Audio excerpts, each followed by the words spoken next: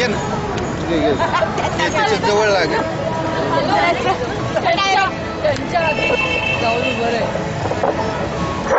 तुम्ही कोणातर्फे आहात? NSCC sports YouTube channel डॉक्टरांशी संबंधित कोऑर्डिनेटर सिस्टीम. तर त्याच्यामध्ये सर्व जवळजवळ 5,000 डॉक्टर त्याचबरोबर बाकी पूर्ण याच्यामध्ये इंडियामध्ये पण कोऑर्डिनेटर.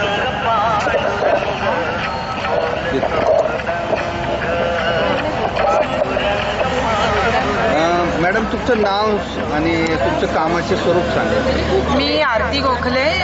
मी zonal transplant coordination centre Pune रिजनची सेंट्रल कोऑर्डिनेटर म्हणून काम करते.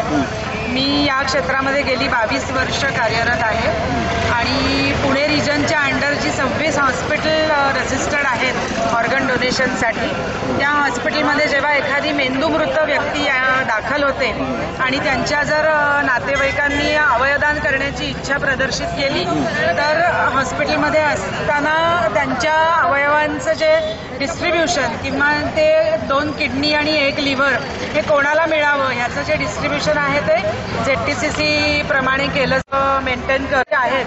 तर त्या वेटिंग लिस्टप्रमाणे आपण त्या रुग्णांना किडनी आणि लिव्हर असं डिस्ट्रीब्यूट करण्याचं काम हे ZTCCचं आहे.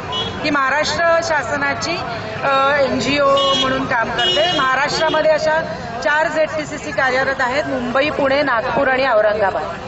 याच्यामध्ये काय पैसे चार्जेस वगैरे कसे राहतात? नाही, याच्यामध्ये चार्जेस नसतात. हे दान आहे आणि दान असल्यामुळे त्याला कुठल्याही प्रकारचे आपण चार्जेस किंवा पैसे स्वीकारत नाही. फक्त जो रिसिपियंट असतो म्हणजे ज्याला किडनी किंवा लिव्हर मिळणार असते तर त्या पेशंटकडनं ऑपरेशनचा खर्च त्या त्या हॉस्पिटलमध्ये घेतला जातो. साधारण लिव्हरसाठी किती खर्च येतो? किंवा लिव्हर आत्ता पुण्यामध्ये 2च हॉस्पिटल्सना याचं रेकॉग्निशन आहे आणि आत्ता नव्याने एका म्हणजे दीनानाथ मंगेशकरला याचं रेकॉग्निशन मिळालंय. तोपर्यंत आधी रुबी हॉल आणखीन KEM हॉस्पिटलमध्ये याला मान्यता होती. तर त्याचं प्रत्येक हॉस्पिटलचं वेगवेगळं पॅकेजेस असतात ट्रान्सप्लांट करून घेण्यासाठी म्हणून. याच्यामध्ये आज अखेरपर्यंत पुण्यामध्ये किती लोकांना फायदा झाला किंवा किती असं झालं ट्रान्सप्लांट? आत्तापर्यंत पहिलं ॲक्च्युली मगाशी सांगितल्याप्रमाणे 11 एप्रिल 1997 मध्ये पहिलं अवयवदान पुण्यामध्ये रुबी हॉल क्लिनिकमध्ये झालं होतं आणि त्याच्यानंतर आजपर्यंत म्हणजे मार्च अखेरपर्यंत 67 जणांनी असं अवयवदान केलेलं आहे आणि त्याच्यामुळे 117 जणांना किडनी आणि 16 जणांना लिव्हर प्राप्त झालेली आहे मेंदूमृत अवस्थेतल्या रुग्णांकडनं. आज म्हणजे 10 अवयवांचं दान केलं जातं, तर त्या इतर अवयवांसंदर्भात काय? 10 नाही, पुण्यामध्ये फक्त आता आपल्याला 2 किडनी 1 लिव्हर आणि 2 डोळे असं फक्त दान दिलं जातं. बाकीची अजून पुण्यामध्ये तसं ट्रान्सप्लांट करण्याची व्यवस्था नाही आहे. स्किन किंवा इतर स्किन पण डोनेशन होऊ शकतं, पण स्किन हे आपण टिश्यू डोनेशन समजतो त्यामुळे ते अवयवांमध्ये येत नाही. पण स्किन डोनेशन हे करता येऊ शकतं आणि ते केलंही जातं.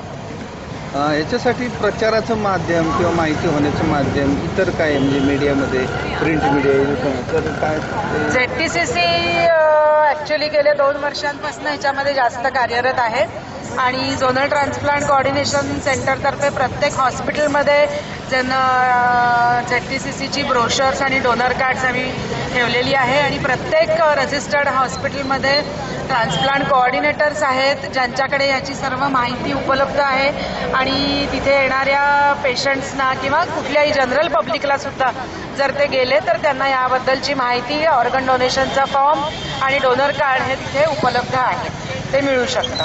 त्याच्या व्यतिरिक्त आपण प्रत्येक हॉस्पिटलमध्ये इनहाऊस ट्रेनिंग सेमिनार्स घेतो आहोत प्रत्येक हॉस्पिटलच्या कोऑर्डिनेशनमध्ये आणि पब्लिक अवेअरनेसचे पण बरेच उपक्रम ZTCC तर्फे राबवले जातात. जसं की रोटरी क्लब आहे, काही इंजिनिअरिंग कॉलेजेस आहेत, शाळा आहेत, महिला मंडळं आहेत. या अशा सर्व ठिकाणी आपण अवयवदानावरती माहितीसाठी लेक्चर सतत घेत असतो. IT सेक्टर्समध्ये पण आपण लेक्चर्स घेतो. याच्यामध्ये इतर जे सिटीज आहेत किंवा आउट ऑफ पुणा तर त्यांच्याशी कोऑर्डिनेशन कसं केलं? आउट ऑफ पुणा म्हणजे पहिली गोष्ट असं आहे की जे हॉस्पिटल रजिस्टर्ड आहे त्यांच्याकडेच हे अवयवदान होऊ शकतं. ही लिगल गोष्ट आहे. ज्या हॉस्पिटलला याची मान्यता नाहीये ते अवयवदान करू शकत नाहीत म्हणण्यापेक्षा त्यांना अवयवदान करण्यासाठी असा जर काही रुग्ण असेल तर तो जे रजिस्टर्ड हॉस्पिटल आहे, नोंदणीकृत हॉस्पिटल आहे, अशा हॉस्पिटलमध्ये अशा रुग्णांना शिफ्ट करावं लागतं आणि मग तिथे अवयवदान नक्की होऊ शकतं.